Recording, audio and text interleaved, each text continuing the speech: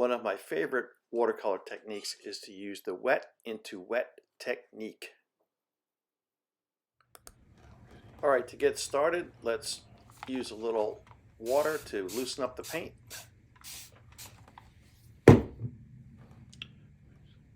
I mixed some yellow ochre, some pink, some grays, some blues. Getting ready to paint the sky with these colors. Have some water ready. Make sure my tape is nice and secure. I come in about 1/2 inch with the tape. Alright, I've got some paper towels. I like Viva. Some test paper. Now I'm going to grab a 2-inch brush. It's a Robert Simmons Sky Flow, a very nice brush. Also I have a couple of 12 and 14 rounds. There's the Sky Flow. A wonderful brush. Gonna wet the paper. Get it real wet, but we don't want puddles. I'll spread it around, work my way down to the horizon line. Carefully use clear water right up to the edge of the horizon. And now spread around. You want an even coat of water. I may have to go over that a few times.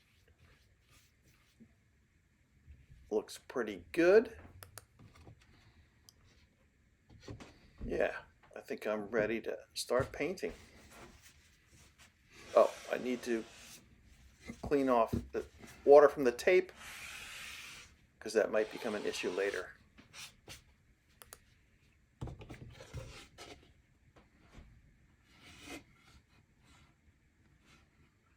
With this technique, you need to paint rather quickly, so it's good to have your colors ready to go. So the first thing I'm going to do is throw in some tone, because clouds are not actually pure white in most cases.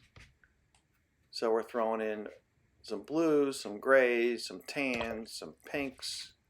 We're going to mix them around. Spread them around. This looks kind of dark, but you'll see once I put the blue in, these tones will look almost white. So I'm just kind of letting it mix on the paper, spread it around. Get all the way down to the horizon line.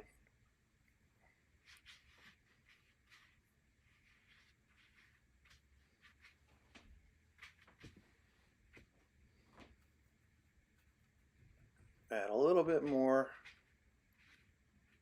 Okay, now I'm going to put some darks where I think the clouds might be. They'll be the shadows of the clouds. So I'll put them in while I have this brush out, and sometimes I do it afterwards. Today I'm going to do it before I actually put the blue in around the clouds. Alright, so I've got some cobalt blue and a little ultramarine blue. I usually have the blue a little darker at the top. So now I'm starting to define my clouds. I kind of just let it happen. Try to keep the clouds larger toward the top of the paper because they're closer to you, and give them a little more change in direction, make it a little fatter. And then as we go down, the clouds get a little lighter, or the blue gets lighter too. I might start adding in some cerulean blue, a little more cooler blue toward the bottom. And as with most clouds, they tend to straighten out as it gets near the horizon line. They're further away and they appear straighter.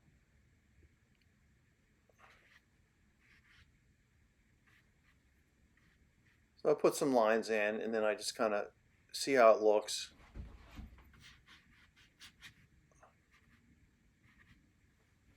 And as you can already tell,